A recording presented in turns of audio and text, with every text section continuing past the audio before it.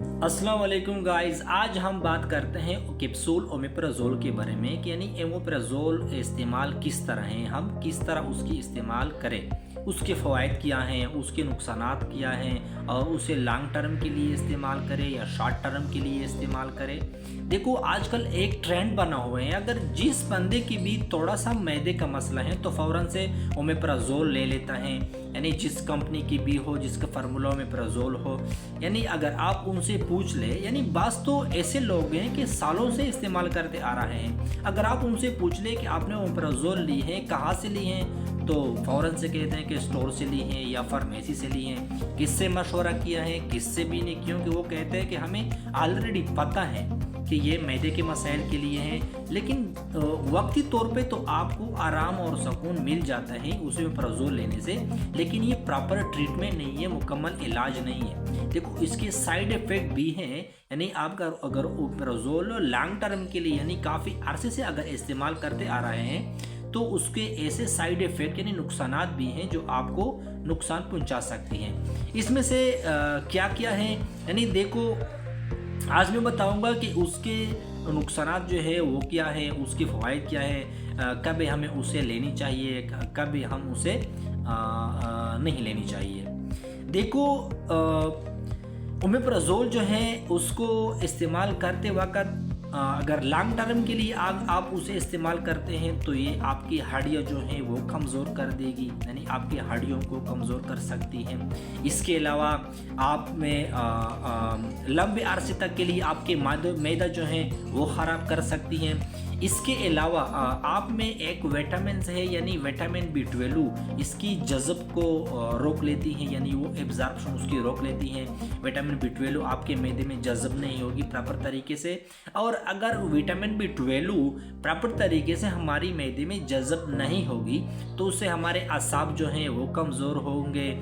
इसके अलावा हमारी पट्टी जो हैं वो कमज़ोर होंगे, और इसके साथ साथ हमारी बॉडी में सोडियम जो है और मैग्नीशियम जो है उसकी लेवल जो है वो कम होगी, यानी उसके नुकसानात में से यही भी आ सकते हैं। इसके अलावा यानी अगर आप उसे लॉन्ग टर्म के लिए इस्तेमाल करें तो ये मसले मसाइल जो है ये आपके साथ हो सकते हैं। इसके अलावा ओमेप्राजोल यानी टैबलेट जो है, कैप्सूल जो है, उसके फंक्शन क्या है, यानी फंक्शन ऑफ ओमेप्राजोल।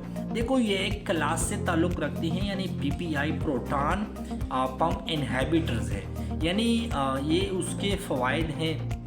यानी हमारे मैदे में तज़बियत पैदा होती है जो डाइजेशन में हमें मदद देती है, यानी फॉर डाइजेशन के लिए हम उसे इस्तेमाल कर सकते हैं। यानी बाज़ दफ़ा तज़बियत को कम करती हैं, उसे तज़बियत को कम कर सकते हैं, लेकिन लॉन्ग टर्म के लिए और ख़ुद से अगर हम उससे ले लें तो इसके नुकसानात भी जो मैंने बता दिए वो हो सकते हैं आपके साथ। इसके अलावा जो चीज़ है ठीक तरह से एब्ज़ॉर्ब नहीं होगी, यानी ठीक तरह से जज़ब नहीं होगी या डाइजेस्ट नहीं होगी, तो इसके लिए हम ये टेबलेट इस्तेमाल कर सकते हैं।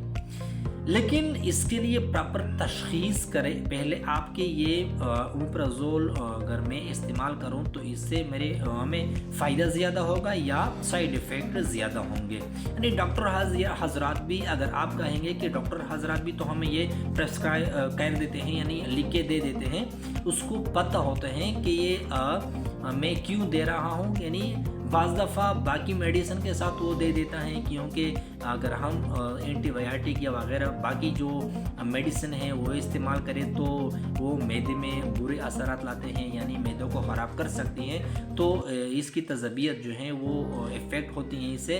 तो इसके लिए भी डॉक्टर हज़रात जो हैं वो ओमेप्राजोल या लेंसेप्राजोल या एसोमेप्राजोल जो है वो आपको लिख के दे देते हैं।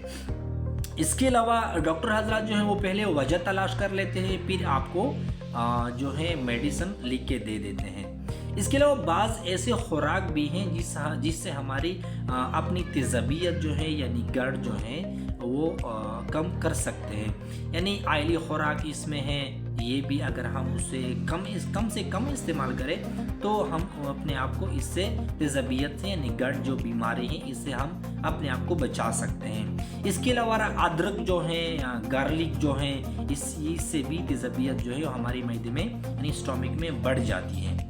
कॉफ़ी जो है, चाय जो है, ये भी हमारी मैदे में तज़बियत जो है वो बढ़ा सकती हैं, बढ़ाती हैं। मसालेदार जो चीज़ें हैं ये भी बढ़ाती हैं। इसके अलावा ओबेसिटी, यानी ओबेसिटी जो है वो बहुत बड़ा मसला है आजकल, यानी मोटापा हमारे स्टोमिक में, यानी हमारे स्टोमिक के ऊपर वाला हिस्सा जो होता है इसमें एक ढकना होता है जो हमारी खुराक को दबाए रखती है।